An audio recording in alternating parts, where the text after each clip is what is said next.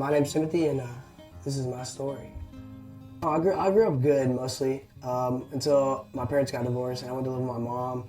And then we basically went broke. But in trying to take care of 3 siblings by myself isn't really like the best thing to do when you're 10 years old. But that led me down the wrong path, and I guess gave me the boost to start off the negative way.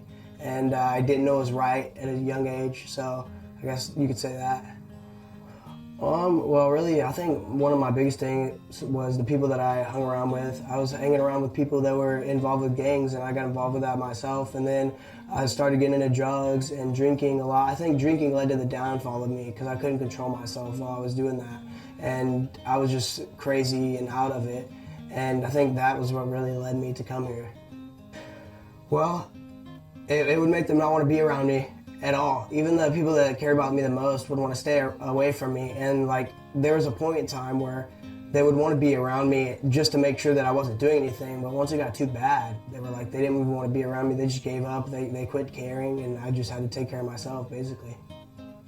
I was probably too numb at the time to realize what was going on. But you know, after it, now I feel deep regret for all of that. But at the time, I didn't even feel anything. I was not even able-minded enough to realize what was going on. Yeah, so I was with somebody in a car, and somebody I know had got shot. And the next day, the vice unit had came to my house, and they told my dad that if I didn't straighten up, I was going to go to prison for all the things that they had on me. And I'd end up getting kicked out of 2 military schools right after that, and then I just came here.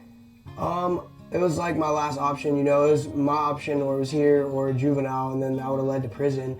And we were looking. We had like a list of so many things, but all the things that I had went to before wouldn't accept me because of the places I got kicked out of were like, those places that I got kicked out of were like the strictest of the strictest, so they just sent me here. And this was my option. Like I don't know if most people filled it out, but there's a sheet of like why I want to come to Teen Challenge, and what I wrote on there was it's my last option. Like that's the last place I had. It was the last hope I had. But the thing that I realized was this is the only place that I had met God at. Like none of the other places had God in them or anything like that. I never went to church before I came here, and now like I'm going to church every weekend, most Wednesdays, to youth group, and it's good. Yeah, I did. It took a while. You know, there was like little encounters, but I just pushed them off. I brushed them to the side, and I think it really hit me. There's this like revival church, and it was like May or April, and something happened. It was a bunch of like the older boys, and everybody got down, and we all started crying, and it hit me. And from then on out, every night I started reading my Bible, and I made a promise to God that I would read my Bible every night and do my Devo every night and get up in the morning and read my Bible. For some of my family, it was edgy, you know, because they hadn't seen me a lot, and like me coming home, they didn't know if I was changed or not. But for like the most, like my immediate family, it was good because I knew they could trust me, and I wasn't really doing that much stupid stuff. After about, I would say that time, after that chapel, I was done. I just had gave it all away.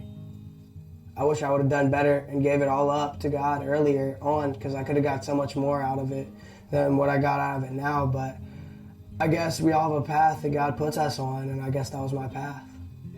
Good. Everybody wants me to come home, and it seems like everybody wants me around now, and they're not trying to avoid me or be away from me or pushing me off. They want to be there with me. They want to help me, and they want me to be with them. I'm like the person to come to now. It feels good. I'm gonna go home, get my license to weld, and become an underwater welder.